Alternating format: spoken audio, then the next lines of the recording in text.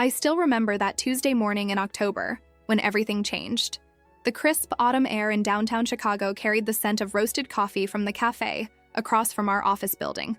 I was sitting at my desk on the 32nd floor, watching the early commuters hurry along Michigan Avenue below, when my phone rang with a number I didn't recognize. My name is Lilith Martinez, and for 3 years I'd been working as a senior marketing analyst at Meridian Financial Group. What I'm about to tell you might sound unbelievable, but every word is true. It's about how my boss, Richard Hawthorne, systematically ignored every innovative idea I presented to him in private, only to later claim credit when those same strategies caught the attention of one of the most prestigious business magazines in the world. That morning started like any other. I arrived at 7:30 sharp, as always, carrying my usual grande Americano and a leather portfolio filled with research I'd compiled over the weekend. The Meridian offices occupied 3 floors of the Willis Tower, and our marketing department buzzed with the controlled chaos of quarterly campaign preparations. Richard was already in his corner office, visible through the glass walls that supposedly promoted transparency, but felt more like a fishbowl. At 45, he commanded respect with his silver hair, expensive suits, and Harvard MBA credentials that he mentioned in every meeting. He'd been with Meridian for 12 years, climbing the ladder through what seemed like strategic networking rather than innovative thinking. I knocked on his doorframe. "Good morning, Richard. Do you have a few minutes to discuss the digital transformation proposal I sent you last week?" He barely looked up from his computer screen. "Lilith, we've talked about this. Our clients prefer traditional investment approaches. They're not interested in artificial intelligence or algorithmic trading recommendations. Let's focus on what works." This wasn't the first time he'd dismissed my ideas. Over the past 18 months, I'd presented him with detailed strategies for incorporating machine learning into client portfolio management, implementing behavioral finance principles to improve investment outcomes, and developing a digital platform that could personalize financial advice at scale. Each proposal was backed by extensive research, market analysis, and pilot program suggestions. Each time, Richard's response was the same polite dismissal, followed by suggestions to focus on proven methods and traditional client relationships. The phone call that changed everything came while I was reviewing quarterly performance reports. The caller ID showed a New York area code I didn't recognize. "Hello, is this Lilith Martinez from Meridian Financial Group?" The voice was professional, confident. "Yes, this is Lilith. May I ask who's calling?" "This is Jennifer Walsh from Forbes magazine. I'm calling about your innovative work in behavioral finance and AI-driven investment strategies. We'd like to feature your approach in our upcoming article about the future of financial advisory services." My coffee cup stopped halfway to my mouth. "I'm sorry, could you repeat that?" "We received a tip about the groundbreaking strategies you've been developing at Meridian. Our research team was particularly impressed by your integration of behavioral economics with machine learning algorithms to optimize client portfolios. We'd love to schedule an interview." I felt the blood drain from my face. Someone had leaked information about my proposals, the same proposals Richard had been rejecting for months. But who and why? "I appreciate your interest, Ms. Walsh, but I think there might be some confusion. These strategies haven't been implemented at Meridian. They're just theoretical proposals I've been working on." There was a pause on the other end. "That's interesting. According to our source, Meridian has been pioneering these approaches under your leadership. In fact, we were told that you're heading up their new digital innovation division." My heart started racing. There was no digital innovation division. I wasn't heading up anything except my own research projects that Richard continuously shot down. "Ms. Walsh, I need to be completely honest with you. While I have developed these strategies and presented them internally, they haven't been approved for implementation. I'm not sure where your information is coming from, but there seems to be a significant misunderstanding." That is curious. Our source was quite specific about Meridian's leadership in this space. "Would you be willing to speak with me off the record about what you've actually been working on? I'd hate for our article to contain inaccurate information." After she hung up, I sat staring at my computer screen, trying to process what had just happened. Someone had contacted Forbes about my work, but who? And why would they claim that strategies I'd only presented privately to Richard were being implemented company-wide?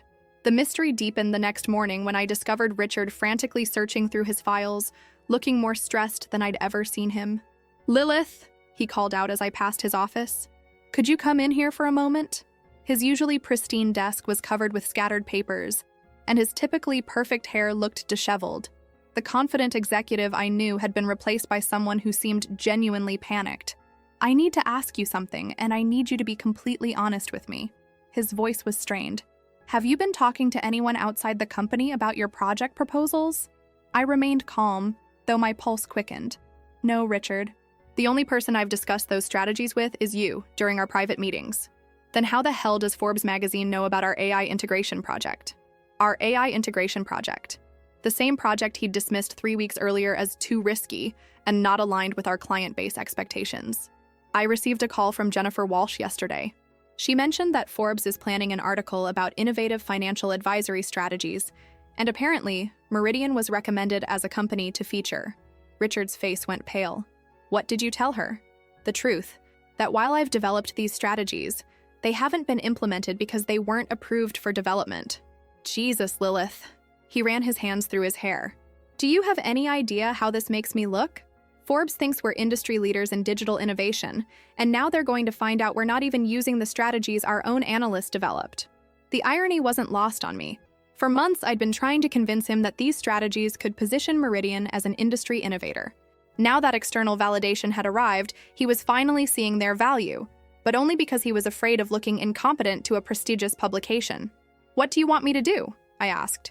We need to implement these strategies immediately. Can you have a pilot program ready by next week? I almost laughed. Richard, these aren't simple marketing campaigns. We're talking about integrating machine learning algorithms with client portfolio management, developing behavioral analysis protocols, and creating an entirely new digital platform. This would typically take months of development, testing, and regulatory approval. Then we'll expedite everything. I'll talk to IT, compliance, and upper management today. Whatever resources you need.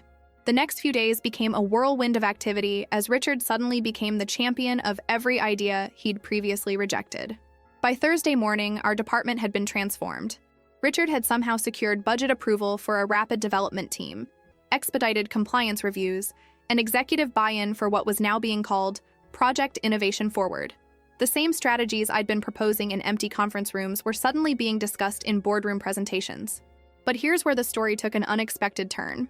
I was working late on Friday evening, finalizing the technical specifications for our AI integration platform, when Marcus Chen from our IT security team stopped by my desk. Lilith, I need to tell you something, but you can't let anyone know we talked. Marcus had always been straightforward with me. We'd collaborated on several data analysis projects, and I trusted his judgment. What's going on, Marcus? He looked around nervously before pulling up a chair. Remember when you asked me to review the security protocols for your behavioral finance algorithms about 2 months ago? I nodded. I'd wanted to ensure that any client data usage would be properly encrypted and compliant with financial privacy regulations. Well, I was so impressed by your work that I mentioned it to my cousin David, who works as a research analyst for several financial publications, including Forbes. I thought he should know that traditional financial firms were starting to explore these cutting-edge approaches. My stomach dropped. Marcus, I never mentioned your name specifically, but I did tell him about Meridian's potential in this space. I thought I was helping the company's reputation. I had no idea that Richard hadn't approved your projects yet. The pieces finally clicked into place. Marcus's cousin had passed along information about innovative strategies being developed at Meridian, but without the context that they were still just proposals. Forbes had reached out expecting to find a company successfully implementing these approaches, not an analyst whose ideas were being systematically ignored. Marcus, Richard thinks someone leaked information to make him look bad, but actually, you were trying to promote the company. Exactly. And now I'm worried that I've created a huge problem for everyone. Actually, I said, feeling a weight lift from my shoulders, I think you might have solved a bigger problem than you realize.